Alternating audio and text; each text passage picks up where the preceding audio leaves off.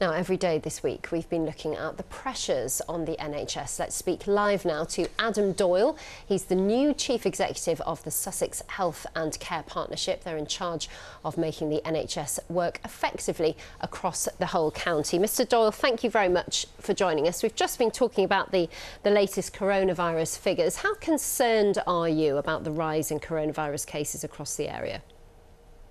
So, of course, across the whole of our system, we are concerned of the increasing numbers that we're seeing. And it's really important that we all work together to try to get down the case rate as much as possible. So for us in Sussex, we're working really hard on our vaccination plan. And I'm really keen that all people who haven't yet had their first dose or second dose or booster come forward. Over the next 5 weeks, we have 130,000 people coming forward for their vaccination. So thank you to you and keep coming forward to your vaccination. We're putting on more slots every day. So the best way to break the chain of transmission is to follow government guidance, but also to make sure you get your vaccination. Indeed, but aside from vaccinations, some people will of course still need treatment for COVID, and we know that the NHS is already under a huge amount of pressure, lack of resources, long waiting lists, ambulance delays, exhausted staff, and we're going into the worst time of year. How's it going to cope? So first of all, thank you for recognising the hard work of the NHS staff, that people are working incredibly hard after what's been a very difficult 2 years. I think the key part for us is we have to have a sustainable position for the winter as we go forward.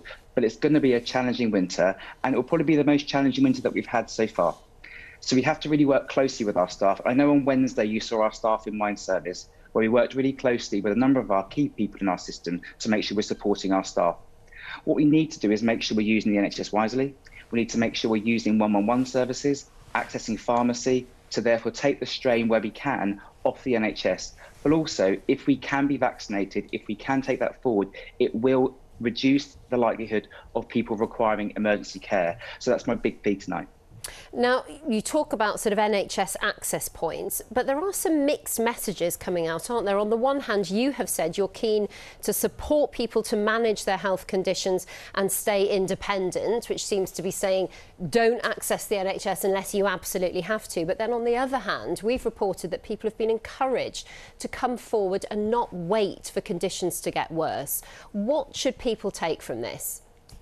So first of all, if people have got any concerns at all, we want them to step forward. We want to make sure that if people do feel that they've got life-threatening conditions, we want them to still access our 999 services. But also, if people are not sure how to navigate our system, contacting 111 is a really great way to get access to the right services in the right place. We do, however, see significant pressure across our system today, and we're really working very closely with our staff to make sure they're able to respond to those challenges. So the key message is, do come forward, but just think which access point to take. There's 111, community pharmacy, primary care, and also our other urgent care services to respond to your needs. Adam Doyle, the new Chief Executive of the Sussex Health and Care Partnership, thank you for joining us.